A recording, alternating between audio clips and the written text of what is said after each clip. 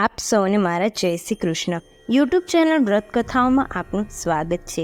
આજે આપણે આ વિડીયોમાં સાંભળવાના છીએ મોહિની એકાદશી એ કયા દિવસે છે, તેમનું શુભ મુહૂર્ત અને મોહિની એકાદશીનું મહાત્મ્ય અને મોહિની એકાદશીના દિવસે કયા ઉપાય અવશ્ય કરવા જોઈએ જેમનાથી વિષ્ણુ ભગવાનની કૃપા આપણા પર બની રહે છે અને મોહિની એકાદશીની વ્રત કથા. તો ચાલો સાંભળીએ મોહિની એકાદશીનું મહાત્મ્ય. હિન્દુ ધર્મશાસ્ત્રમાં શરીર અને મનને સંતુલિત કરવા માટે વ્રત અને ઉપવાસના નિયમ બનાવ્યા છે. તમામ વ્રત અને ઉપવાસમાં સૌથી વધુ મહત્વ 11નું છે, જે મહિનામાં 2 વાર આવે છે, શુક્લ પક્ષની એકાદશી અને કૃષ્ણ પક્ષની એકાદશી. વૈશાખ મહિનામાં એકાદશી ઉપવાસનું વિશેષ મહત્વ છે, જેનાથી મન અને શરીર બંને સંતુલિત રહે છે. ખાસ કરીને ગંભીર રોગોથી દૂર રહીએ છીએ. મોહિની એકાદશીના દિવસે ભગવાન વિષ્ણુના મોહિની સ્વરૂપની પૂજા કરવામાં આવે છે. આ દિવસે કોઈ કામ કરવું એ શુભ માનવામાં આવે છે. તમામ એકાદશીઓમાં મોહિની એકાદશી એ ખૂબ જ ફળદાયી માનવામાં આવે છે. જો તમે આ વ્રત સંપૂર્ણ નિયમો સાથે કરશો તો જીવનના દરેક કાર્યમાં સફળ થશો. એવું કહેવામાં આવે છે કે જે વ્યક્તિ મોહિની એકાદશીનું વ્રત સંપૂર્ણ ભક્તિ સાથે કરે છે તે તમામ ભ્રમમાંથી મુક્ત થઈ જાય છે. આ એકાદશીનું વ્રત કરવાથી અનેક જન્મોના પાપોનો નાશ થાય છે. આ 11ના ઉપવાસથી મોહનું બંધન નાશ પામે છે, જેથી તેને મોહિની એકાદશી કહેવાય છે. ભાવનાઓ અને મોહથી મુક્તિની ઈચ્છા રાખવા માટે વૈશાખ મહિનાની એકાદશીનું વિશેષ મહત્વ છે. મોહિની એકાદશીના દિવસે શ્રી હરિના રામ સ્વરૂપની આરાધના કરવામાં આવે છે. ત્યારબાદ સાંભળીશું મોહિની એકાદશી કયા દિવસે છે તે અને તેમનું શુભ મુહૂર્ત. હિન્દુ પંચાંગ અનુસાર વૈશાખ શુક્લ પક્ષની એકાદશી તિથિનો આરંભ 18 મે સવારે 11:22 થશે, જ્યારે એકાદશી તિથિનું સમાપન 19 મે 2024ના રોજ બપોરે 1:50 થશે. ઉદયા તિથિ અનુસાર મોહિની એકાદશીનું વ્રત 19 મે 2024ના રોજ રાખવામાં આવશે. મોહિની એકાદશીની પૂજા માટેનું શુભ મુહૂર્ત 19 મેના રોજ સવારે 7:10 થી બપોરે 12:18 સુધી રહેશે.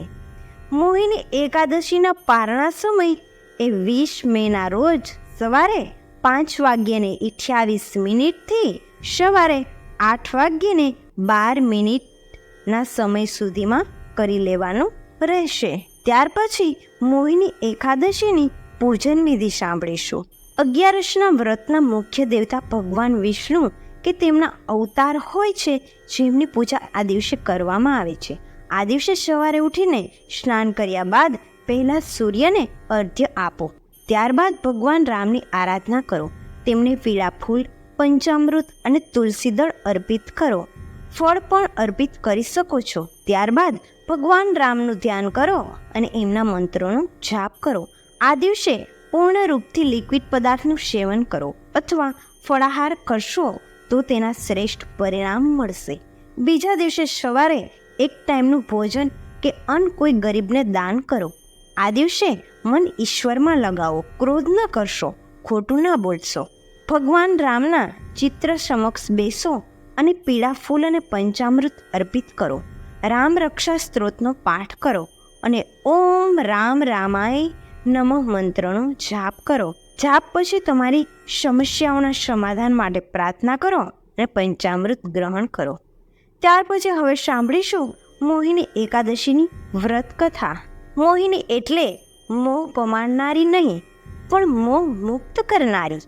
રાગ, દ્વેષ અને મોહ જ પાપરૂપી અંધકારના કારણભૂત છે. તેને દૂર કરવાથી જ શર્મનો પ્રકાશ ફેલાય છે. રાત્રિના પહેલા પ્રહરમાં દરેક જાગે, રાત્રિના બીજા પ્રહરમાં ભોગી જાગે, ત્રીજા પ્રહરમાં ચોર જાગે અને ચોથા પ્રહરમાં યોગી જાગે. યોગ અને ભોગ એક જ છે. વ્રતી જ્યારે સાધનાની ચરમસીમા પર પહોંચી જાય છે ત્યારે યોગની સીમા આવી જાય છે. એનું મન મોહથી મુક્ત બની જાય છે. મોહની ક્ષણ પર ચારિત્રથી જીતી શકાય છે. મોહની ક્ષણ દરેકના જીવનમાં આવે છે. કામાશક્તિ સંસારનું મોટું આકર્ષણ છે. શ્રી કૃષ્ણ ભગવાને સ્ત્રીઓના સંગે રહીને કામને જીત્યો હતો અને નૈષ્ઠિક બ્રહ્મચર્ય વ્રત રાખ્યું હતું. શ્રી રામે કહ્યું, ભગવાન, જે બધાય પાપોનો ક્ષય અને બધા જ પ્રકારના દુઃખોનું નિવારણ કરનાર વ્રતોમાં ઉત્તમ વ્રત હોય એ હું સાંભળવા ઈચ્છું છું. વશિષ્ઠજી બોલ્યા, શ્રી રામ, તમે ઘણી ઉત્તમ વાત કહી છે. મનુષ્ય તમારું નામ લેવાથી બધા જ પાપોથી શુદ્ધ થઈ જાય છે. છતાં પણ લોકોના હિતની ઈચ્છાથી હું પવિત્ર ઉત્તમ વ્રતનું વર્ણન કરીશ.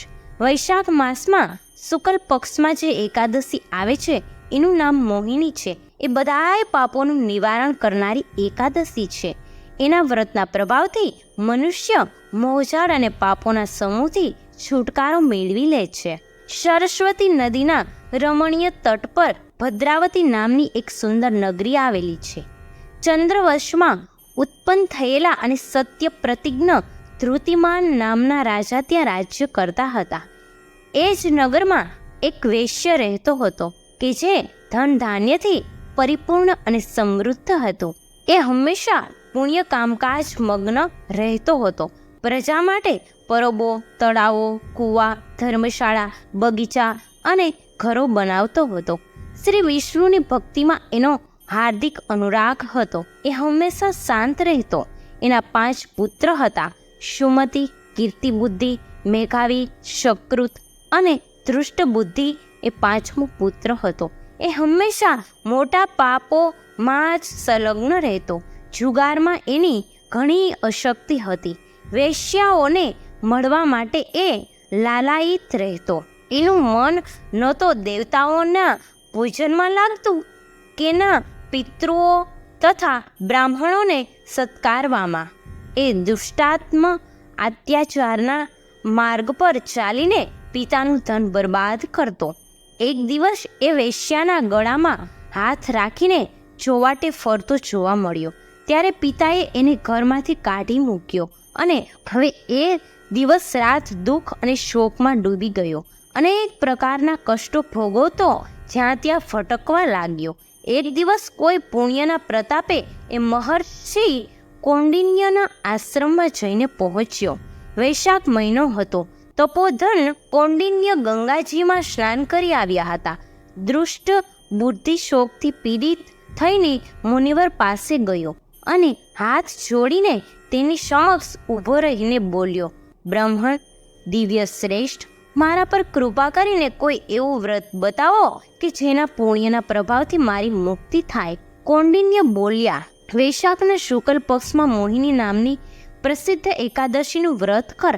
આ એકાદશીના દિવસે ઉપવાસ કરવાથી પ્રાણીઓના અનેક જન્મોના કરેલ મેરુ પર્વત જેવડા મહા પાપો પણ નષ્ટ થઈ જાય છે. વશિષ્ઠજી કહે, શ્રી રામ, મુનિના આ વચનો સાંભળીને દુષ્ટ બુદ્ધિનું ચિત્ત પ્રસન્ન થઈ ગયું. તેણે કૌંડિન્યના વચન પ્રમાણે વિધિપૂર્વક મોહિની એકાદશીનું વ્રત કર્યું. આ વ્રતના પાલનથી એ નિષ્પાપ થઈ ગયો અને દિવ્ય દેહ ધારણ કરીને ગરુડ પર આરૂઢ થઈને બધા જ પ્રકારના ઉપદ્રવોથી રોહિત શ્રી વિષ્ણુ ધામમાં ગયો. આ પ્રમાણે મોહિની એકાદશીનું વ્રત એ ઘણું જ ઉપયોગી છે.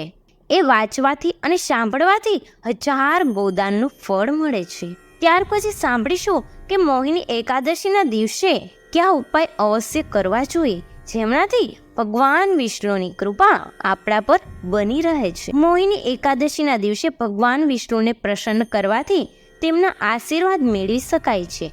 જો તમે આર્થિક તંગીથી પરેશાન છો તો આ દિવસે તમારી ક્ષમતા અનુસાર પીળા રંગના કપડાં, ભોજન અને પીળા રંગની વસ્તુઓ ગરીબને દાન કરો.